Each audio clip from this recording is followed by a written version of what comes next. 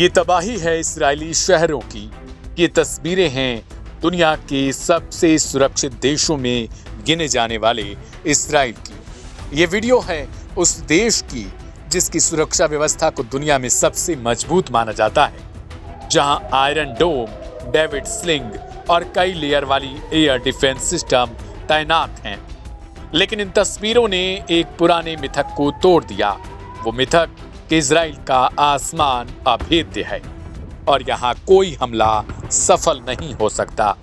तेल अवीव की सड़कों पर फैला मलबा, हाइफा के बंदरगाह के पास उठता धुआं, बेत सेमेश के रिहायशी इलाकों में टूटी इमारतें और दुनिया के सबसे व्यस्त एयरपोर्ट्स में गिने जाने वाले बेन गुरियन एयरपोर्ट के आसपास सायरनों की आवाज।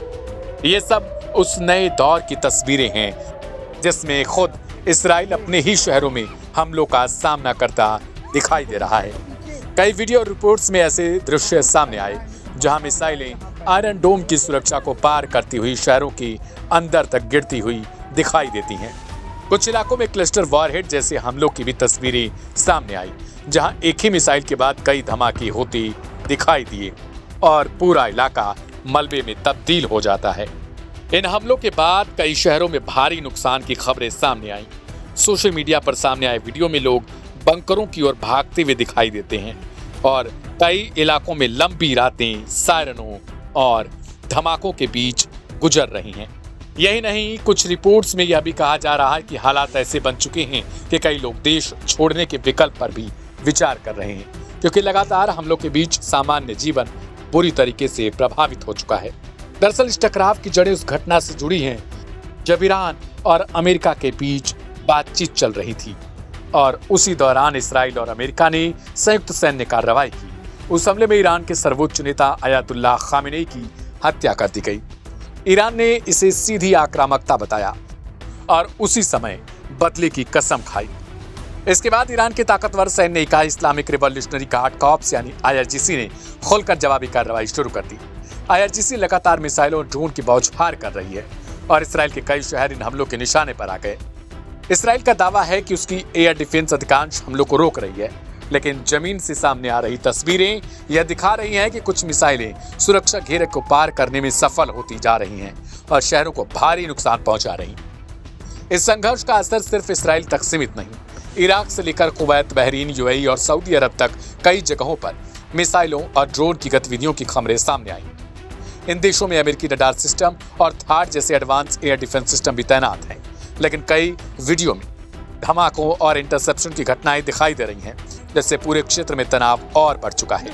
खासतौर पर दुबई में, जहां सिटी बैंक जैसी बिल्डिंगों पर जबरदस्त धमाके देखे गए। मिडिल ईस्ट इस वक्त ऐसे दौर से गुजर रहा है जहां हर रात आसमान में मिसाइलें, ड्रोन और इंटरसेप्टर एक साथ दिखाई दे रहे हैं। सवाल अब सिर्फ इसराइल या ईरान का नहीं, बल्कि यह है कि क्या यह टकराव पूरे क्षेत्र को एक बड़े युद्ध की ओर धकेल सकता है, क्योंकि जिस तरह से शहरों में तबाही की तस्वीरें सामने आ रही हैं, उसने यह साफ कर दिया कि इस संघर्ष की आग अब सिर्फ सीमाओं तक सीमित नहीं है।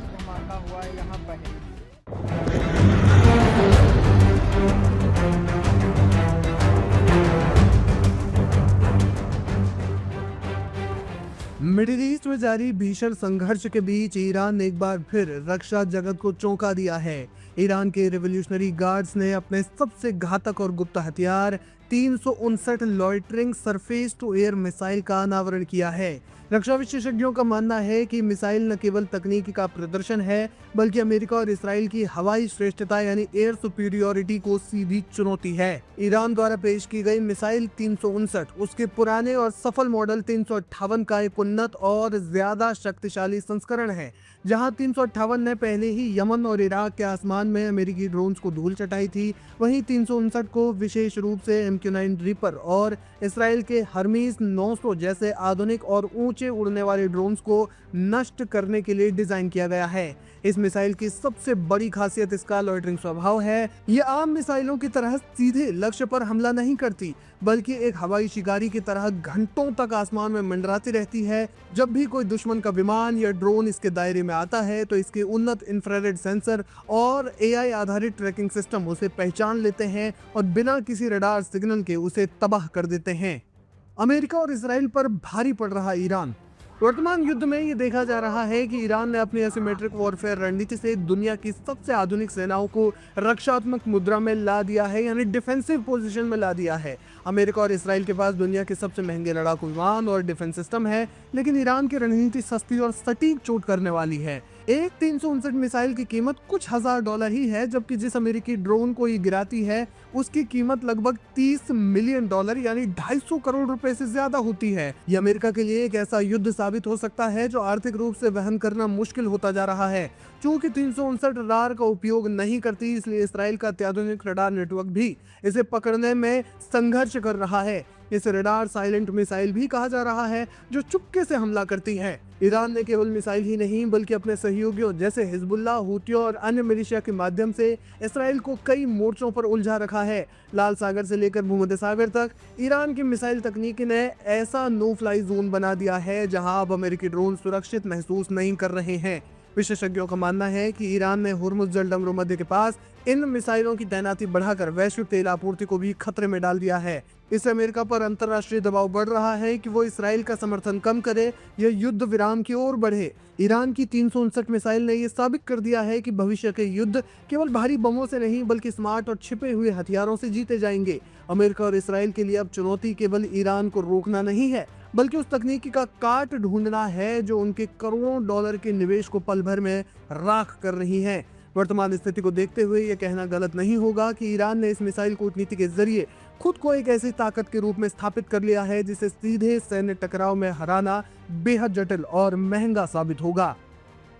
नमस्कार, लाइव हिंदुस्तान की न्यूज रूम वीडियो में आपका बहुत बहुत स्वागत है। ईरान और इसराइल के बीच में जो युद्ध चल रहा है, जिसमें अमेरिका भी इन्वॉल्व है, उसको 15 दिन हो चुके हैं और 15 दिन में जिस तरीके से जबरदस्त बमबारी चल रही है, एक तरफ ईरान की ओर से भी चल रही है तो दूसरी तरफ अमेरिका भी ईरान के कई शहरों में उसने हमले किए हैं, जैसे कि खारगा आइलैंड में भी उसने हमला किया। लेकिन जवाब में ईरान ने जबरदस्त तरीके से शारजाह के पास जो अमेरिका का जो तेल टैंकर था उसको पूरी तरीके से दहला दिया है, जिसका वीडियो भी अब सामने आ रहा है। लेकिन इसी बीच में हम एक वीडियो आपको दिखाना चाहते हैं। उस वीडियो में अगर आप देखेंगे तो जिस तरीके से ये जो 15 दिनों का जो युद्ध है, इमरान जी मैं आपसे पूछना चाहता हूं कि इस वीडियो में आखिरकार है क्या।